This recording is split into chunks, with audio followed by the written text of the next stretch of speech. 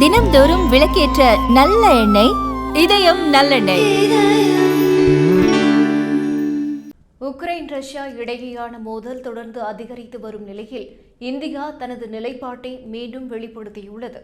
ஐநாவில் நடந்த விவாதத்தில் பேசிய இந்தியாவின் நிரந்தர பிரதிநிதி பர்வதநேனி ஹரீஷ், உக்ரைனில் நடந்து வரும் போரை முடிவுக்கு கொண்டு வருவதற்கான ராஜதந்திர முயற்சிகளை ஆதரிக்க இந்தியா எப்போதும் தயாராக உள்ளது. எந்த பிரச்சினைக்கும் போர் தீர்வாகாது, போர் மூலம் நிரந்தர தீர்வை காண முடியாது என்று தெரிவித்தார். உக்ரைனில் அப்பாவி பொதுமக்கள் உயிரிழப்பது குறித்து இந்தியா கவலை கொண்டு உள்ளதாகவும், எந்தவொரு காரணத்திற்காகவும் அப்பாவிகள் பலியாவதை ஏற்றுக்கொள்ள முடியாது என்றும் குறிப்பிட்ட அவர், இது போருக்கான காலம் இல்லை என்றும் அறிவுறுத்தியுள்ளார்.